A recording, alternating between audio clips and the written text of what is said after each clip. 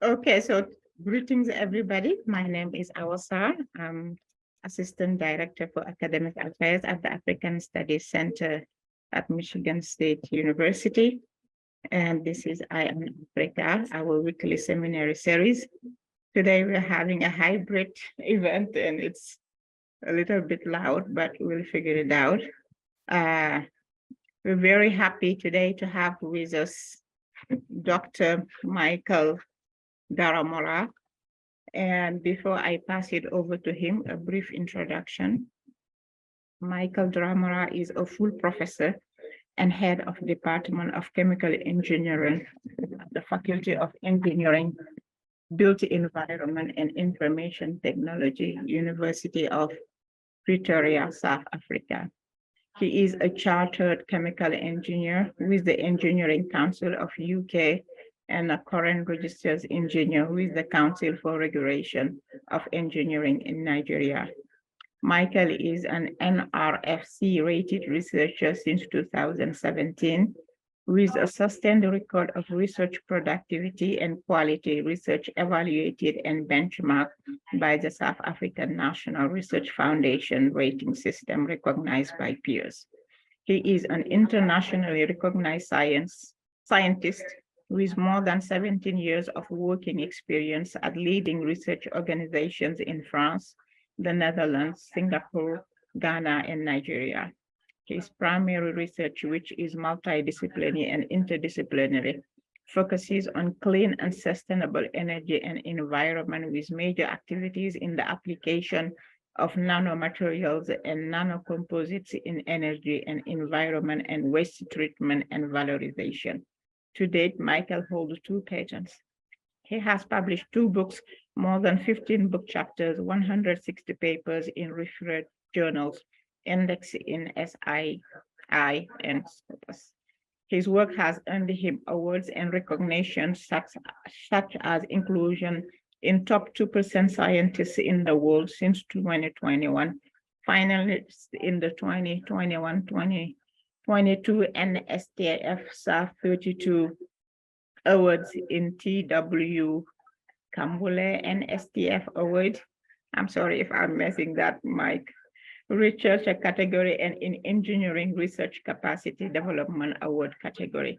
Best visual presentation award at the 27 European Biomass and Exhibition Conference that was held in Lisbon, Portugal in May 2019. So we're very privileged to have you and we welcome you. Thank you for being here.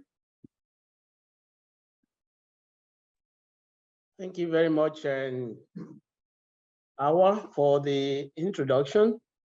I want to also now thank the African Study Centers at MSU for the invitation. Also, I want to thank my university for allowing me to come over here now to engage with you on this topic. And other colleagues that are either maybe presently in the room or you are listening to us wherever you are virtually. The topic to discuss this morning will be sustainable engineering practices as a catalyst to realize sustainable development goals and also African Agenda 2023. You might be wondering, where did I come from in the world? Map of the world, you can see we have, this is where I am, North America, and this is where I came from. This is South Africa. And if you look at the map of South Africa, you can see this is where Pretoria is, my university. And you can see, if you look at it, it's so far, maybe about 13,000 kilometers away. But it's good, because when you have the network to discuss, then you are happy. And this is my university, quite very beautiful. And at times when you are, this is the student center of the university, where maybe during the lunch time, you have students gathering together to enjoy the lunch together. And this is the powerhouse. I call this powerhouse because it's the Senate, where we have the administration. You can see the kind of architectural design we have there. And this is where I have my own department. This is the engineering building 1. And let's go back to a lot of things that we have in especially my university, University of Pretoria. University of Pretoria has the first virtual mine in Africa. And we have the first engineering 4.0 research facility on our campus as well. And we have the Future Africa campus, where different people from Africa, they come to develop their leadership skills. And I can say that the university celebrated 115 years of being in existence, of contributing to academic and research excellence in Africa.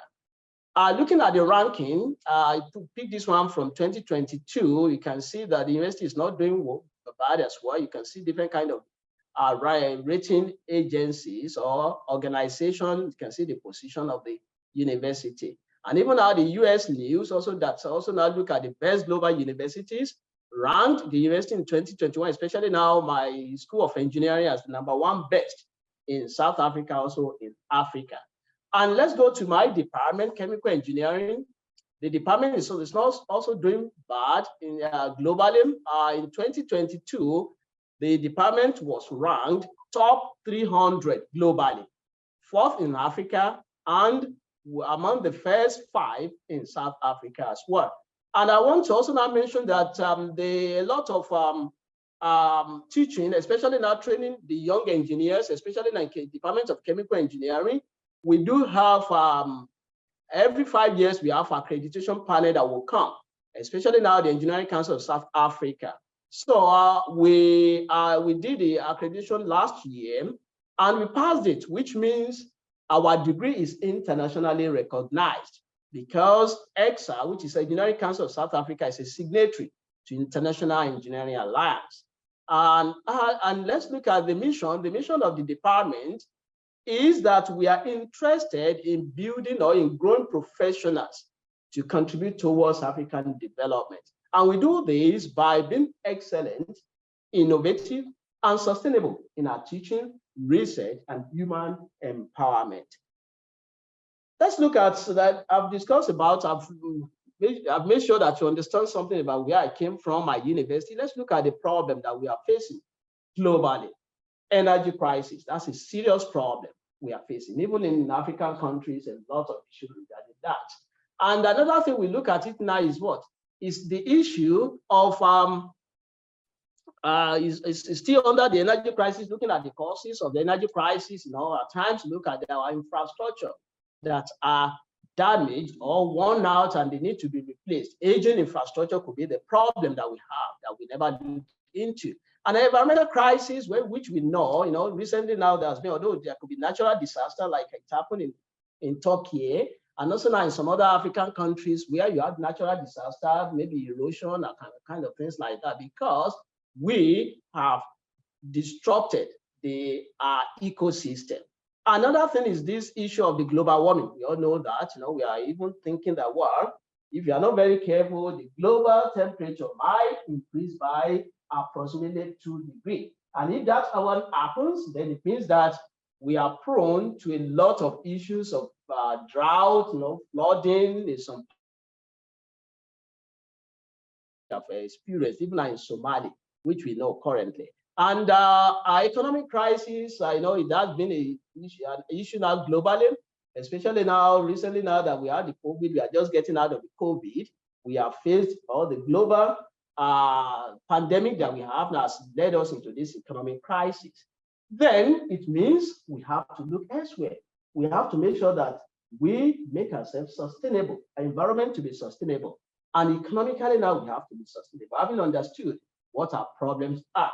Then in that case now, that's why in pre-2015, we have what we call MDG, Millennium Development Goals. We have 8 of them. Then it was 8. And after 2015, then it was looking to expanded, having considered all kinds of situations to have increased it to what we call 17 goals. But it's no more Millennium Development Goals, but Sustainable Development Goals 17.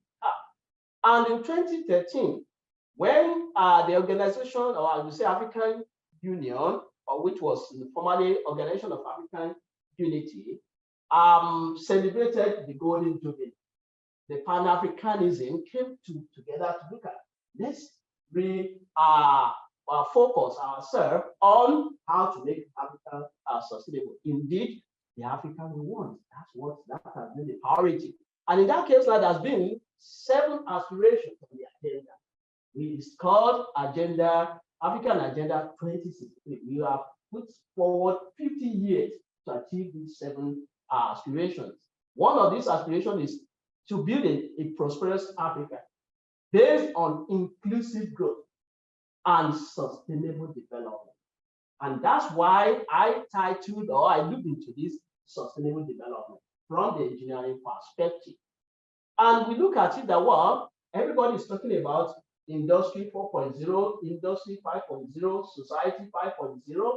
And what it means is that we have to move away from Industry 1.0, which has been basically now based on what? On mechanization, power, and kind of things like that. I want to now look at automation, where we look at a lot of maybe robotics, system, internet of things like in making sure that we are able now to make our environment, our economy, even now our society sustainable, and also now really worked very well. And recently now, because of that, we have what we call the knowledge-based economy. In the knowledge-based economy, we look at economic regime, even we look at innovation system, where we have information infrastructure to play a key role. And not only that, education and human resources is also playing a very key role in this case.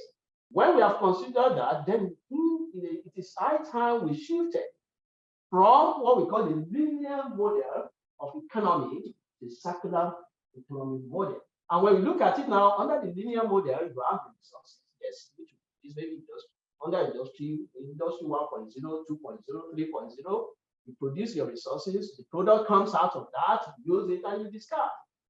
And that's all. And when you do you discard this thing like this, you create the environment, you even destroy the ecosystem. And that's why we look at a situation that when we have a circular economy model, in which we have our products, we use, we collect. We sort them out and we recycle or reuse. Even in some cases now, we valorize them as well. And when we look at this in terms of the circular economy, the concept is what I've just explained. Once you have your raw materials, you have your product out of that, you use, instead of discarding, you reduce. Even you try not to come up with new materials that could be used or new process that could be used from what you have made. And that one is the basis of what we have to look into in terms of ensuring sustainability in Africa. And this is the same thing as the system at which it happens. And let's look at it. But when we look at the current chemical processes or engineering processes that we have, do they support the circular economy? I would say no, to some extent, because if you look at what we have been doing traditionally, we've developed processes that are unsustainable, which means even if you look at our operation, you can see in the red zone, we produce a lot of things that are very devastating to the environment. And that's why we want to look at a situation where we look at the sustainable process design in engineering, in which from the molecular point of view, we want to cascade everything by considering the planet, the ecosystem, and within that, we have our internal and external constraints we have to look into. But we do it in such a way that we look at each of these phenomena, or each of these phenomena, to see that we're able now to bring in sustainability design. There's something that we normally call in chemical engineering, call it inherently safer design. In the inherently safer design, you want to make sure that starting from the scratch, you start thinking about sustainability of the environment, sustainability of your economy, sustainability of your society. So that when you design a process, you are designing it in such a way that you are put in place or you consider sustainability, environment, our society, and economy as well. Don't think about money only. That's what we look at. And that's why sustainable engineering as a concept will be a very good tool to be able to achieve sustainability in environment, society, and economy. And what I'm going to do in this talk is to let you know what this sustainable engineering is.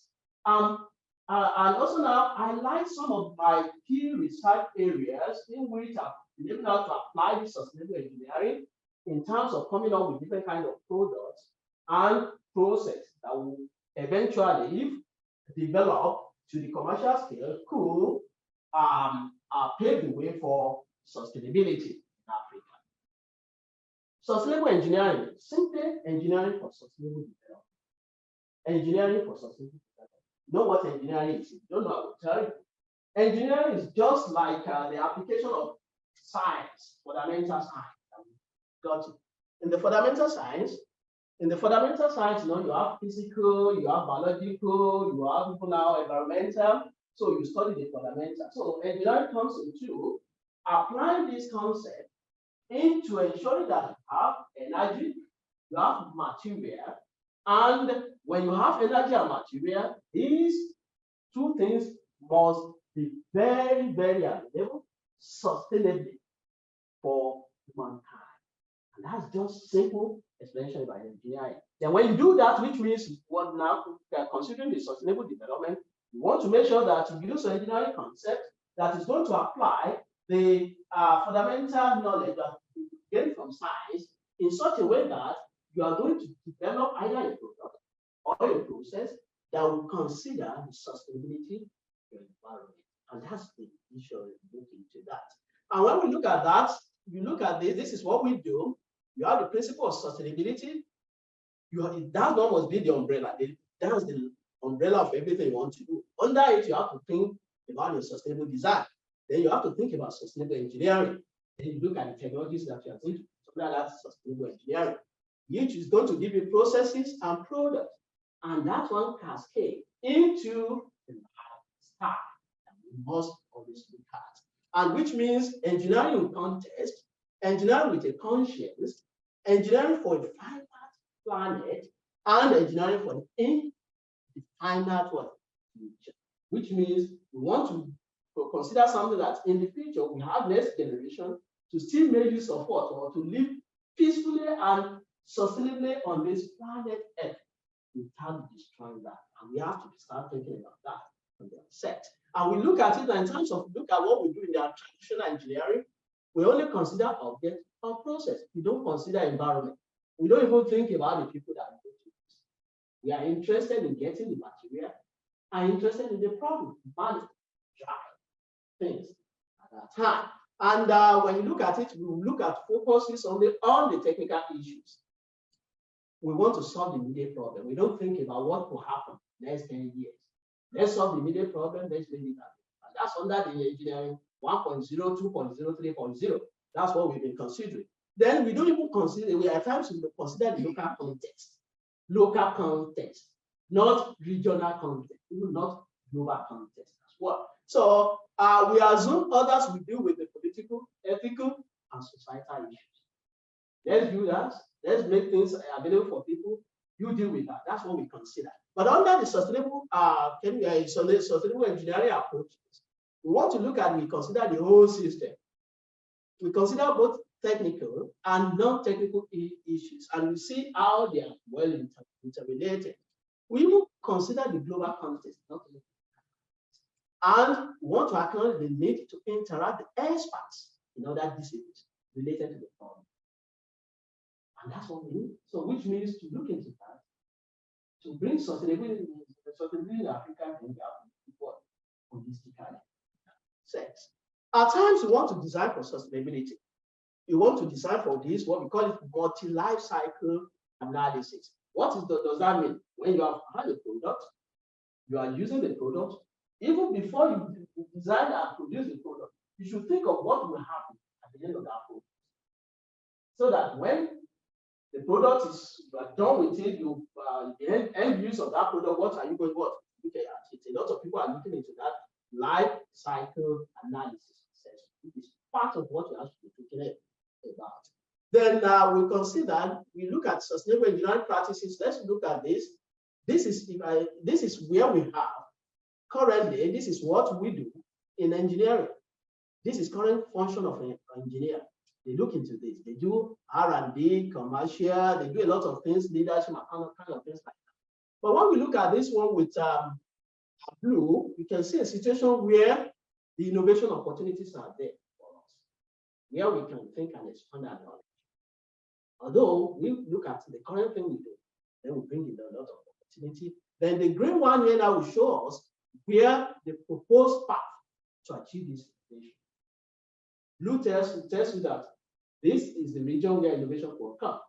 Then the green says, yes, to achieve this innovation, look at this as well to do that. It means if you want to do this, we will be able now to, we have to tailor our training, education, research in such a way that we want to develop next generation that will have what it takes, knowledge to address the sustainable world, existence of equitable life on Earth. Sustainable and equitable. That is quite very important. And we also have to train to have next generation that will be able to look at our ethical responsibility to the society and humanity. You know, I've told you when we are doing this, our kind of sustainable engineering, we have to consider ethical issues and how this issue relate to humanity. And we have to come up with new generation that can design and implement sustainable solutions for a more harmonious existence of all humans with nature. Human, the ecosystem, animals, land, human, we have to come together. Therefore, it is very important to coexist. And with this generation we are training should have agents and purpose to contribute to the knowledge-based economy. Not only that, sustainability of the environment is very important, which means I call this KRHD. K means, the first K means we have to develop knowledge capacity. R, research capacity, H, human capacity, and D, develop research-informed policies. When we have done a lot of, there are a lot of information we do have, but this information, especially in Africa, even in some part of it, this information is not used to inform decisions. And this is where the problem is. We have to look at that. This is very important. Well, I put some things now that we can look at in terms of developing capacity, looking into this, and just emphasize a bit of that. For instance, if we want to develop knowledge capacity, then we have to learn the concept of sustainable engineering practices. We have to teach it and even learn from non-university partners. Do fair seminars, trainings, conferences, practices. And if you want to look at the research capacity, what is quite very important, we have to collaborate. And what the cross-disciplinary research collaboration, transdisciplinary research collaboration, inter and intra. We have to look into that. And in some cases now, we have to even learn from others and also develop our young researchers, which are trying to categorize them as early career researchers. And looking into that, there, under the teaching, I like this statement from Mark Van Doren. Says the art of teaching is the art of assisting what? To discovery. We teach, we discover. Those of us that are teachers, when we teach them, we are happy because we discover. And that's why we need to teach. And you will be surprised that students are quite very creative. That's why you want to teach this day. And in engineering, we have cognitive learning theory, and also now we have experiential learning theory. In this case, now we have to bring in what we call the transformative learning approach. So, which means interaction between our cognitive, which means informative, plus experiential should bring what? Transformative data. And when I look into it now, that what can we do in terms of developing our capacity in this, which means if you look at our curriculums, maybe training in science, engineering, even other fields in Africa, quite very archaic, in such a way that they only learn how to define capacity for industry 1.0, 2.0, 3.0. They don't even have what it takes to compete in the knowledge-based economy. Therefore, there will be a need to do that. We in my university, especially in my department, we have been looking into that to see how can we make our curriculum, how can we make our training to be very relevant to the society in such a way that we bring that kind of equitable and also an inclusivity. People will be able to relate to that, which is very important. And that's because we want to come up with what? Having a platform that we have the transformative learning environment. Platform for transformative learning environment. That's why we have to look at that. And not only that, the teaching method. You know, I don't know, some of you, maybe those days when you study, you know, you find it very difficult. The teachers telling you, making things as if it's what? It's so difficult, you cannot achieve that. So these days now, the teachers or the lecturers should see that you are not even there to give information anymore, but to facilitate how you and the student will figure out the knowledge, which is quite very important. And this one is what? To enhance access and successful learning environment for students when it comes to sustainable engineering practices. And this is what I've done, you know, in my department at the University of Pretoria. I looked into what would bring a lot of knowledge in the area of sustainable engineering practices, especially now to our undergraduate, final year students that are going to graduate and going to outside the world there to be able to contribute. Then I developed a module or a course which I call Sustainable Chemical Engineering Practices. If you look at that, these are the areas we cover in that module. You can see it's so broad that will give them the knowledge they need to contribute to sustainability in the environment. Yeah. We look at water and wastewater treatment, waste treatment and valorization, even environmental biotechnology. We look at nanotech, consider sustainable process design, loss prevention and control in industry, hydrogen economy, and we look at post-harvest technology as well. When you are in agriculture, you produce food, you know, at times you have to make sure that you're finding a way of preserving this food. And there are different kinds of technology that, but you want to do it sustainably. So that's what we look into, and this has been running and doing very well there. Another thing that is very important, which I also mentioned, has been that, well, we need to strengthen the society, social responsiveness and impact in Africa, in our region, which means whatever we are doing in different institutions, we have to speak to the need of our community.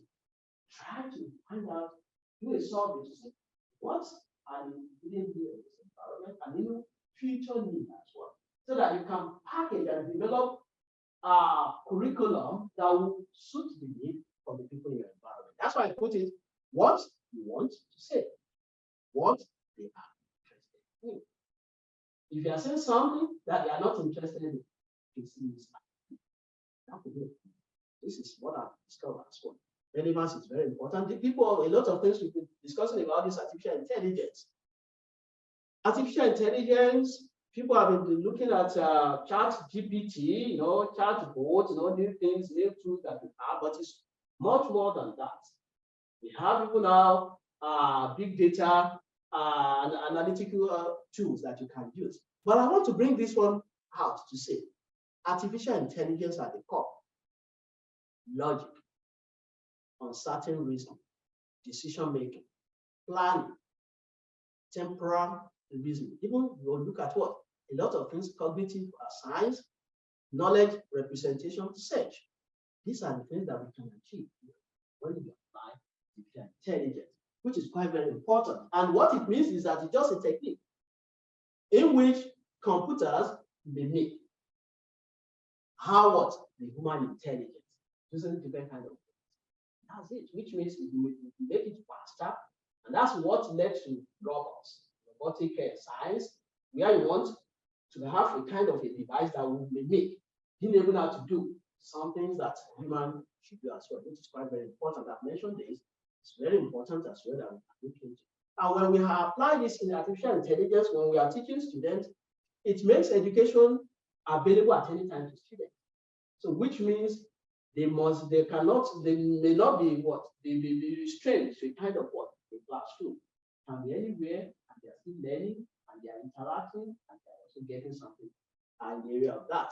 And another thing which virtual mentors could be, you can have people to be mentored, you know, in Africa, people that our colleagues or faculty members and MSU to mentor someone in as far as Mali to do that.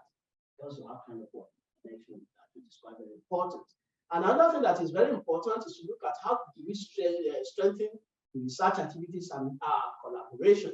in Africa, especially in the area of this sustainability, sustainable engineering practices. It is very important that we develop research capacity, which means more of collaboration in order to develop that research capacity. And when we do that, we are building a kind of a more vibrant research culture in Africa, in which all people that are leaders, people that have the intellectual capacity to be able to come on board and contribute. And it is there we can also now bring sustainability, either in engineering or even now in social sciences, even in other humanities now in Africa as well. And this is what we look at. If you look at sustainable sustainable engineering practices, you can see it is what? It involves contributions from other area or other disciplines. For instance, natural and agricultural sciences contribute. Artificial intelligence and 4IR will contribute. Big data science and informatics will contribute. Even humanities and social sciences will contribute, because we want to understand the socioeconomic situation of what? Of our engineering processes or engineering system. We want to understand also now the economic environmental, put it that way at times, of our what? Of our processes or products. We want to also now see how the environment or as related to what? To the society when we are producing something or a process or a product. And at times now we say bring engineering, bring chemistry. These are the terms we use when we are talking about sustainability. Green. Anything green, we're happy about that. Oh, it's good and that. That's why I said, let's have green chemistry. It means that whatever you are doing in chemistry, you should think about the environment, think about the society as well. Likewise in engineering, and all this now bring together our sustainable development. We need to coach. We need to teach. We need to have knowledge. And to do that, skills is very important. Experience, development, you grow, and training is core of that. You have to train the next generation of all, either academics, researchers, even the entire society. Change their mindset so that, you know, I mentioned something the other time, it's quite very important to bring that. We develop the individual level capacity, which is quite very important. I put something in interpersonal leadership, resources, communication, conflict resolution, even change management is very important. And interpersonal also now is what? Confidence, motivation, self-efficacy, commitment, and attitude. I want to point on this attitude. Even in Africa, our attitude we have to change. Like that. And when we look at the research informed policy making, what we do, we have to look at sustainable system and technology assessment, study and monitoring, evaluation, national surveys. It's quite very important. All these are when we get information from this, they should inform how we decide what our leaders decide about that. And that's why we do that. That's how we'll be able to achieve the 7 aspirations that has been the goal of African Agenda 2063. And also now being able to realize sustainable development goals.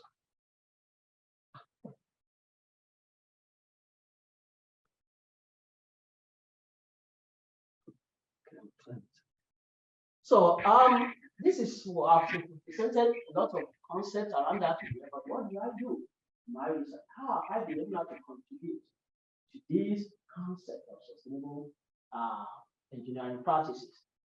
In my research, I look at sustainable energy and environment solutions. That's what I do. It speaks to goal number 6, number 3, number 7, 12, and 13. And this is how I do that. Nanomaterials and nanocomposites. I do application of that. I look at waste treatment and valorization. I consider bio-based economy. And of course, I look at renewable and clean energy technology. And what I do is to make sure that I have fundamental and applied research that will lead to industrial application. And this is one of the things I do in terms on the area of nanomaterials and nanocomposites. So I synthesize a lot of materials And when I do that, I also apply them as well. And there's something which I also do in terms of using these materials now to come up with what we call the membrane-based processing, either for separation of materials in the industry, or even now for wastewater treatment, or even gas separation.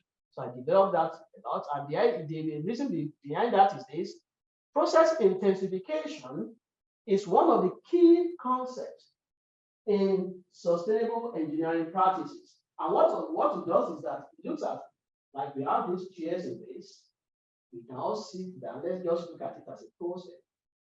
Like here now we have like 20. I want to make sure that this 20 chair becomes only 5 chairs. That wasn't all people will be able to see that 20 in 5 chairs. Quite very complex. But this is the way to go. Look at a lot of things. So to reduce a lot of operating costs that we use, raw materials, labor costs will be reduced. And that one will look into sustainability in terms of economy. And also now we look at our space footprint, which may have smaller than bigger. Look into that part, the sustainability of our environment, and also now the society gets. And another thing is this is what I've done in that case as well, looking into even now the agricultural material, try to get our nanoparticles from there, use that nanoparticles to develop that material, use that material to treat bitters containing wastewater. Bitters, that's benzene, toluene, ethylbenzene, and xylene. They are carcinogenic, and they are always at times in the water, in our wastewater. So we use that one to treat that, which means looking into environment, use what we have in the local content, bring them together to understand the global scale of what we have. And another thing is this: we look at wastewater treatment as well as acid mine drainage, which is quite very a serious problem in South Africa. We develop materials like that to have that one done. This is a sample of what the membrane material we develop using our carbon nanotube. So we are looking into some partners now to take this one to the industrial scale. We have the skills, we have the technology, the technical know-how. We want to take it further. And under sustainable energy research, I look into these things like this coal fire ash. It's also a major problem in South Africa because we have coal fire plants and we produce a lot of ash. And what we did was that also now in our waste brand, maybe coal mining or even when you have gold mining sites, you have a lot of what? Waste brand, that is water that contains a lot of salt. So what we did was that, well, a lot of this, let's combine this one together to develop a very nice material.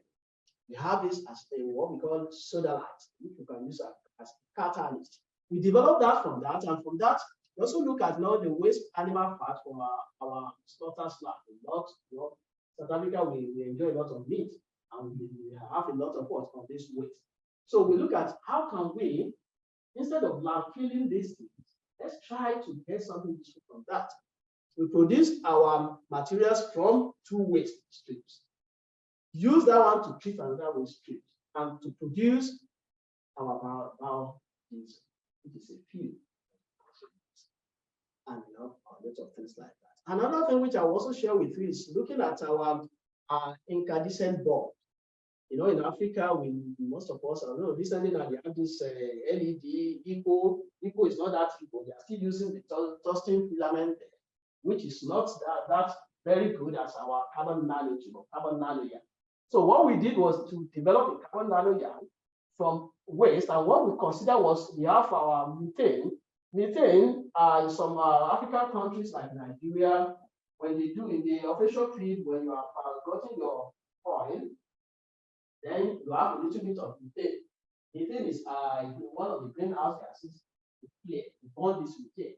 And when they burn it, you have CO2, you have all that kind of gases coming out there. Then we look at it that what if we try to get this methane instead of pairing, because it's small, that's why they cannot get them together. Then we get this methane, we produce carbon nanogel from this methane, then we'll try to replace it with what? With this tungsten filament that we have in our incandescent bulb, with this nanogel. How comparable will it be?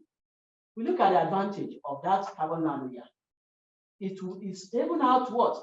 To help us now to reduce the what? The energy that will dissipate, because when you have the incandescent bulb, Not we put energy there, it's about 80% of the energy is lost in form of heat. Then we want to say we can make use of that, and that's what we did. We did that one, we produced that, we even compared, and I would say we got very interesting results, which are still working on in terms of optimization. And another thing is to also look at our waste, like gas, coal, even waste tire, concrete that we have a lot in South Africa, to look at thermochemical energy conversion. And what we have even done was to see how we can reduce the CO2 emission from our power plants in South Africa. And what we did was to combine to do what we call the coal gasification. In the coal gasification, what we did was to replace a little bit of our coal with our biomass. And when we did that, we evaluated the economy, we evaluated a lot of things there to see how comparable in terms of emission are we going to have this one done, which we also now will manage things there as well. And another thing that's quite very important, which also now we did this one with a company in Zimbabwe, was to look at that company produces ethanol, and they use bagasse to power their boiler. So they burn this bagasse for the boiler, and they get this bottom ash and fly ash from that. And if of that, they are just dumping, they don't know what to do with that. So a student of mine came, we went there, we took some samples, analyzed, then see whether they were very useful. So we got that it has a lot of, a lot of silica content, a little bit of aluminum, and we are so happy because we have the silica. Now look at it, why can't you just get this silica, convert the silica to silicon, and from there now try to produce a solar panel with silicon to get what we call hybrid, organic and inorganic solar panel, which we also have a solar cell, which tested, gave us very good results as well. You can see this as well. My students now doing a lot. It's one of the top ladies in Zimbabwe looking into renewable energy, especially solar energy. You Google that, is a lot of fun. She does a lot of things. This is where we try to see how and we manage to get this is an example of the solar cell that what we produce. And waste a lot of things I know relate to this. There we have, everybody can relate to this in Africa. Now one corner I see for this there. And the issue is this: we have different kind of waste. Can we just leave them there?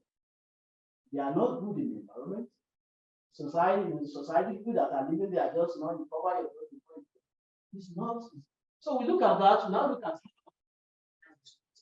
into something very important. And one of the things we did was to look at an example of biomass. In this case, now we look at a lignocellulosic biomass. It has the cellulose, hemicellulose, and you have the lignin part of it. And the first thing you have to do is what? To deconstruct that lignin, break it down so that you can get cellulose, hemicellulose, and your lignin, you fractionate. That's what we look at it. But the method they use currently now is you have to pre-treat first, do the separation and purification to take your lignin out, then you solubilize to get your cellulose soluble, then you do the hydrolysis, you do back conversion, and you recover your product from that. We look at it. This is about 4 or 5 stages of that process. It increases our capital and operating cost. Safety issue might be a problem when you are dealing with a multi-stage process. Then we are using a lot of space. We want to conserve the space. Then we think that what can we do?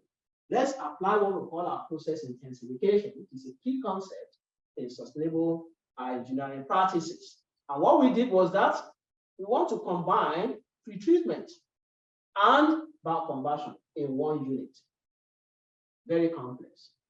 And when we are doing this, we don't want to use the chemical pretreatment. Or if we want to use the chemical method, it must be very mild compared to using the acid hydrolysis, which produces a waste that you have to struggle to deal with. So that's what we first started with pretreatment, where we were able now to develop very sustainable, environmentally friendly, I would say, a pretreatment solution. and went further now to do the bioconversion. Before that, we look at, okay, well, how can we want to use a biological method. Yes, we have cattle, cows, they have the dog. What can we do? Went there to the farm, we do the dog, try to do the profiling of that, genomic analysis of what, to see how many bacteria, can we find bacteria that will be able to produce a particular product. And what we were focusing on is succinic acid. Succinic acid is platform chemicals which is used for different kinds of products. So we want to do biotechnology, not chemical. Well, so we tried to do that, and we came up with very interesting results. We had publication, even now we won this award in European Biomass conference, which is the largest in the European community. So because we came up with that kind of concept. So we are working on that. So our concept has been that we want our prefigurant and biocatalytic conversion to be one unit. Then we still want to get our succinic acid. We've been working on this for the past 6 months and kept on, and it's giving nice results. We are working on that and we're happy about what we are getting. And another thing is to look at what? The tire, the waste tire. This I did it with a company. It came to me, okay, we want this waste tire, especially now, how can we produce diesel from that waste tire? Using the FT, that's Fisher truck process. And we're using the Fisher truck process now. The Fisher truck process was developed in South Africa the past century ago, but they have their own catalyst. It can only do what they want. But they are producing a range of gasoline. But we want to now go into the heavy side of it. It means the catalyst they are using cannot. And the condition that we are also given looking at our environment, even at the safety issue of it, if you want to do that, using the conventional catalyst, you have to work between 40 to 100 bars pressure. That is quite something. So you're in that. So they now gave us the condition that can you produce, that's the constraint. Can you produce diesel for us at atmospheric condition? Bringing 100 bars to one. Serious problem. Then we started because thermodynamically it's not going to be possible. But we tried to do it. We started developing our own different kind of catalysts. And we managed to bring 100 bars to 15 bars. Still be able to produce this. A lot of things to do. But we managed to do that. We're still working on a lot of things regarding that. Plastic issue, isn't it? Plastic. So we look at the issue of plastic as well as waste. Then we thought about it. What can we do in terms of the plastic? Then what we did there was to what? To get this plastic, do the pyrolytic process, converting this plastic to carbon nanotube.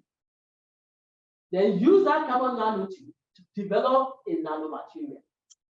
Use that nanomaterial to treat our acid binding. Waste to products to treat another waste. That's actually what sustainable engineering practice have done. A lot of things I think because of the time, I just wanted to know that we've done a bit of things, and we'll, together with some of my students from Makerere University in Uganda, they came. Look at the one problem, waste, agricultural waste produce in Uganda. Then we decided to work on that. We produce a lot of products, carbon steel that we can use and support, nanocellulose composite feed. We even developed biographene. Even we are currently working in the world, developing a supercapacitor, even packaging material. Another thing is this, together with a timber industry, to see how we can convert the waste to hydrogen enriched syngas. A lot of things, well, we know this very well. I'm not going to do a lot of things in this area. And what we do is we synthesize we produce a lot of absorbent membrane materials. We want to capture CO2 from power plants. And not only that, we look into process synthesis and optimization, in which we have combined, using our concept of what we call the pinch technology. Some call it that online engineering pinch technology, where you want to look at minimization of energy, where you decide what we call the heat exchanger network. And also now we want to look at minimization of materials. We are doing the capturing of CO2, and we design what we call the mass exchange network. And in this case now, we bring together the heat exchange network that will look into minimization of energy, together with mass exchange network that will minimize the material consumption. We designed that in our simulation to come up with information that will help us to reduce, to turn these parameters in our industry to reduce. And also now we look into CO2 utilization. Recently now, what we did, this was a project that actually won the second place globally. We designed a project where we have a small scale solar powered water purification system using the plasma technology. And we competed in this sustainable development solution network, the C.Eng, and we reached the final, and these are the universities at the final. This university from China came first,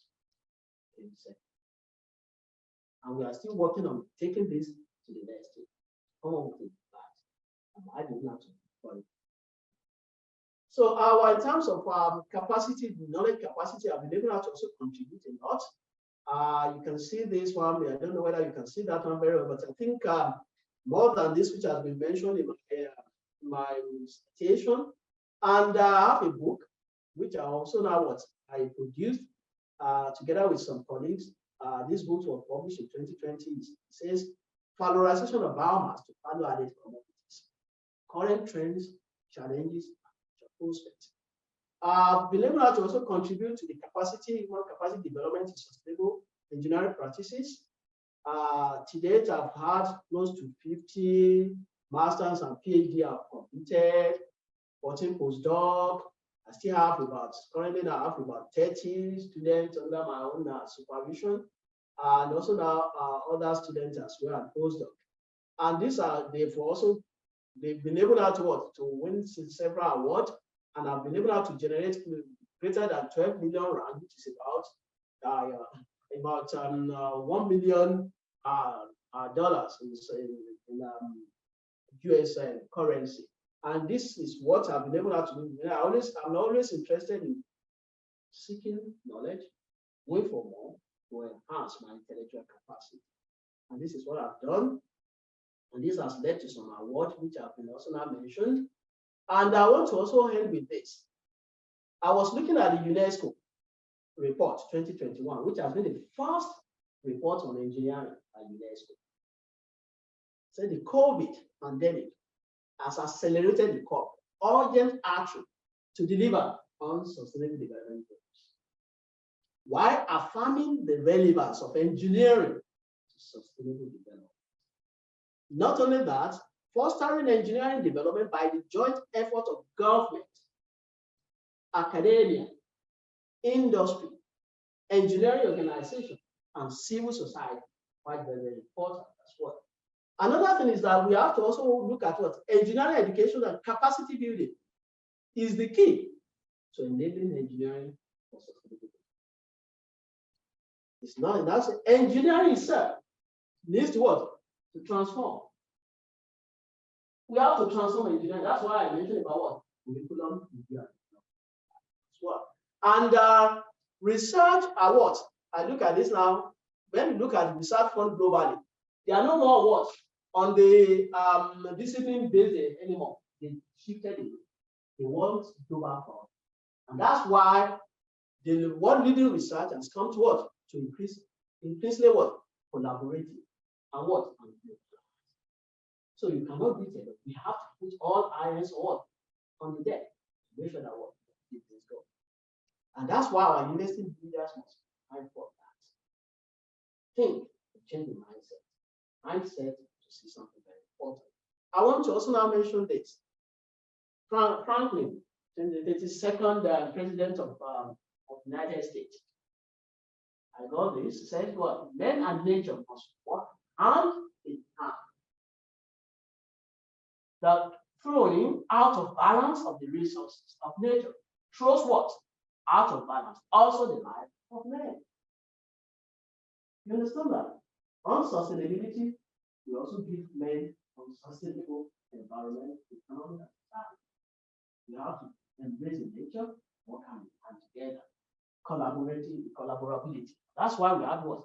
SDG goal number 7. Partnership. That's very important to achieve the goal. And even now in academia, a professor and student, there must be what? Partnership. Supervisor, research. That's the way to go. So that we can all work together to achieve that. Government, industry, and even academia. In this triple helix model, talks about dynamism. How we also now work together to achieve that. Design thinking approach and co-creation are very important as well to look at that. I want to end by saying being green is more than just 5 people. It is an unshakable commitment to a sustainable lifestyle. I mentioned that. So the sustainable engineering practices, to me, is the way. That's true.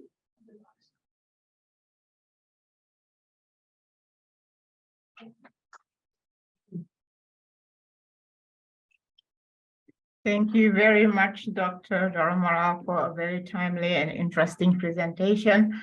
If anybody in the room has questions, we're going to go with you first. Yes.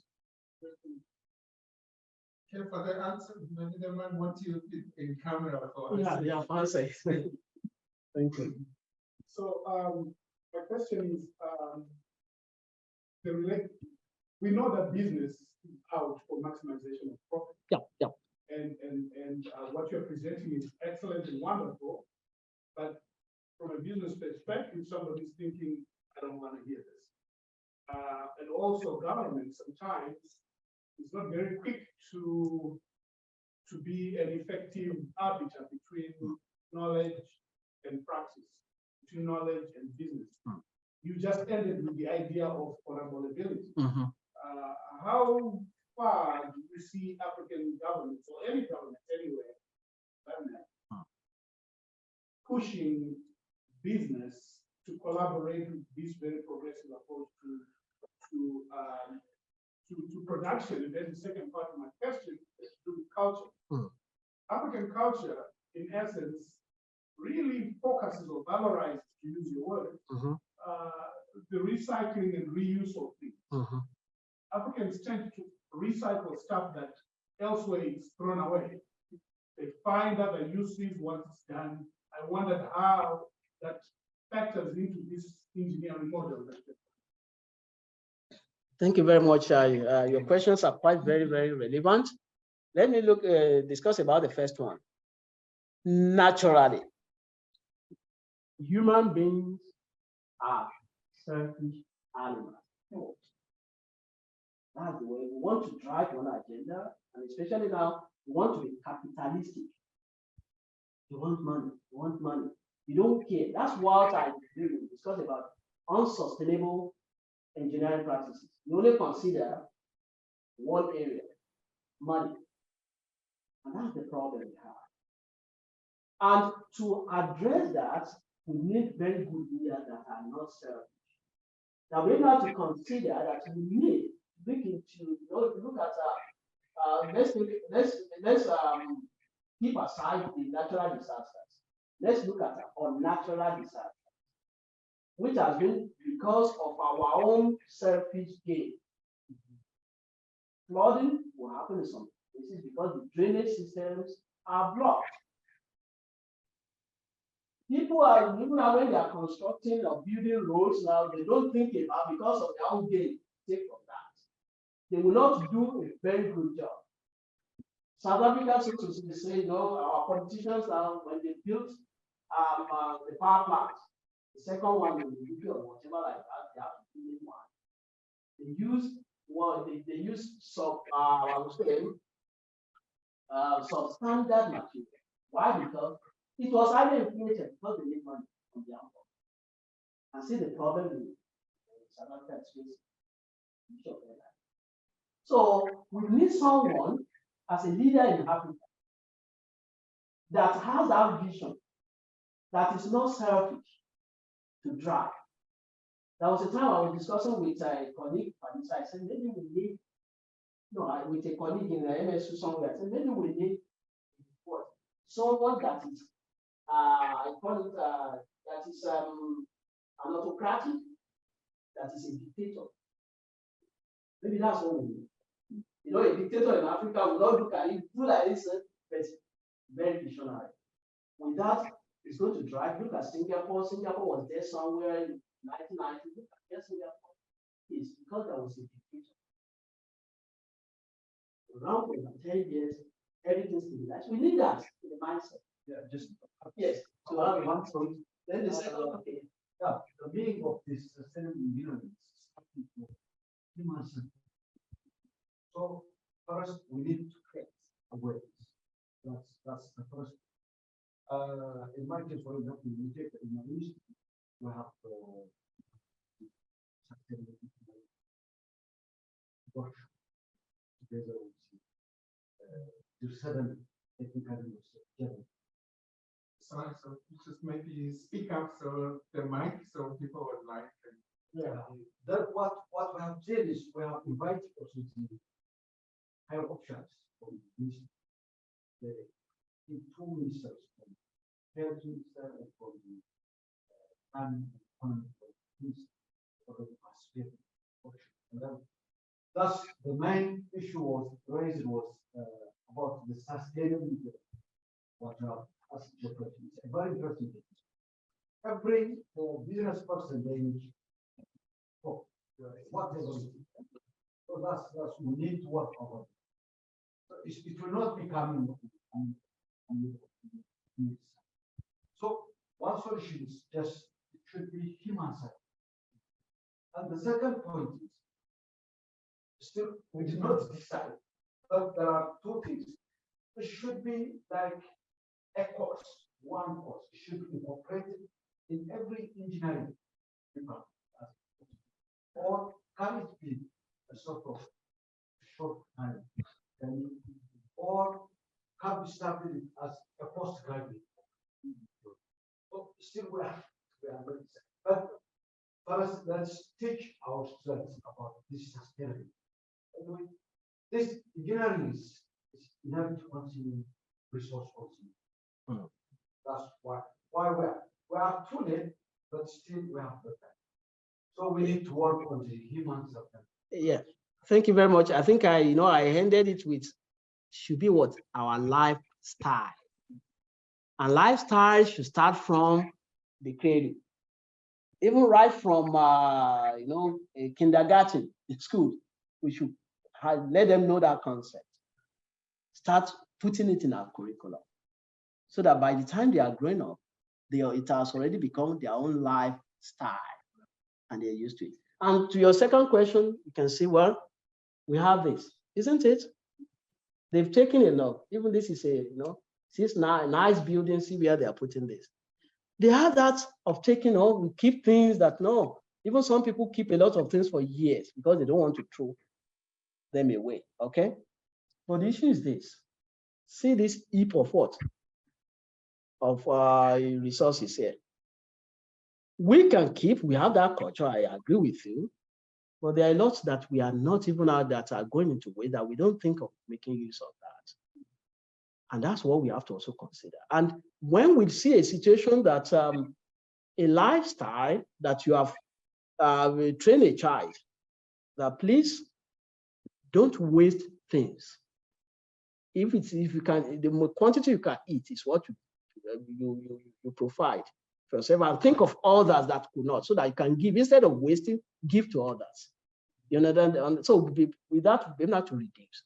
Don't buy things that you cannot. Then you have to look at the life cycle as well. What will become of this? And a lot of things, for instance, when you have your laptop in Africa, after End of life, where do you throw the laptops? Those are the things you have to think about. How recycling, reuse, quite very important as well. And the government could drive, industry could drive, and the organization should also drive that as well. And that's what I presented, that there should be kind of what? Of dynamic relationship is that. Thank you very much.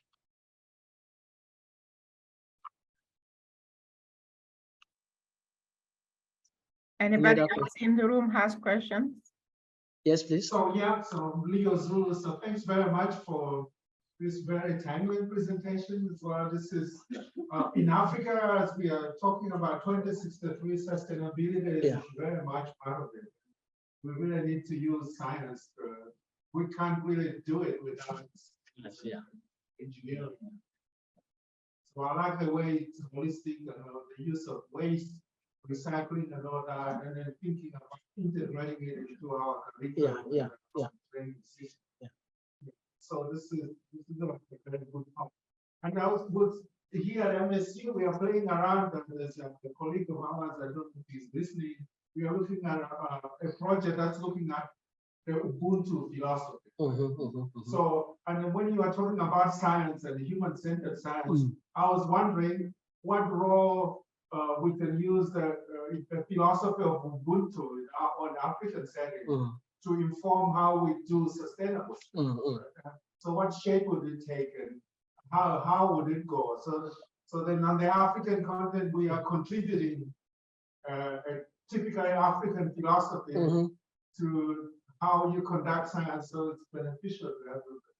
So I wonder if you might have any comment or thought about that. Another thing I was interested in is the technology. I know I do some work in terms of cooking technology. You're talking about South Africa. We went to Cape Town, there are power cuts all over the place. But a lot of it is because the cooking energy is taking out a lot of energy that could be used for industrial. I was wondering whether you mentioned some technologies where you use microgasifiers, torrefaction of biomass, so that I mean, it's almost gas-like in terms of the quality. It's cleaner for the environment. I was wondering if you. Yeah, thank you very much. Regarding the first question, which is how in Africa could we use the concept of Ubuntu to achieve sustainability? I brought this out. That's a triple helix model, which actually now explains the need of Ubuntu. That is, we have to come together. And this one I know I mentioned something about lifestyle. It has to start from the cradle so that people will understand that, well, I need to also work together. I want to agree with you that globally, African continent has that spirit of Ubuntu. Even we are taught when we were young, that you have to what? Children playing together, family together, even some family are eating together, which is good. Socioculturally, that's very good. Let's translate that spirit into science, into engineering to bring sustainability. And that's where we are still lacking in that concept. And I think, yeah. I just want to add, because Ubuntu is about service to others. If we are doing science and we are thinking around, we should do science to service, to provide service. I mean, there's a whole movement around science communication, science engagement, because people look at science as something different. It doesn't involve them, it's complex, the language is not understandable, the knowledge is in a book, in a paper, it's not accessible, it's not something they see translated directly in the class. So if we are wanting to do science and people is talking about decolonization, Africanization of science, we already have those concepts and principles in our culture, in our way of doing. Ubuntu is about service and service to society, to humanity. Everything that we are doing should inform or support or improve. That's what should govern. Whatever you are looking at is solving a social problem. It means that that information that you're proposing or providing is necessary. Someone will use it tomorrow. Yeah, and in addition to that, Ubuntu says you have, we have, because what? You are collectivism. So which means in that case, if you look at our traditional medicine, our forefathers, they have what it takes. They all have that knowledge. All these diseases that we are having now, they have the knowledge to cure. But some of them, instead of bringing, I could relate to that. My father, before he passed on, was a very good traditionalist in terms of medicine like that. What did I learn from him? Zero. And he went away. He died with that kind of knowledge without passing it across. So those are the things that if you build a community of what? Of intellect like that, with this knowledge, so that they can share, they will see that they can't do that one in isolation. We must all be together because they are also in existence, and that's how we can do that. And for the second one, I don't know whether I've answered the second question. Yeah. Yes. Yes. Thank you very much. Really, it's a very interesting question. Sustainable engineering. I think not only 5 section of the goals of this SDG. I think there are more. Yes. To be, it will be happy. I will be happy if you can incorporate the sustainable engineering contribution to the agriculture. Yes. For example, in the productivity, just currently we are using chemical fertilizer, but we can use bio fertilizer, using a chemical engineering principles. Yes. And also we are using several types of this one pesticides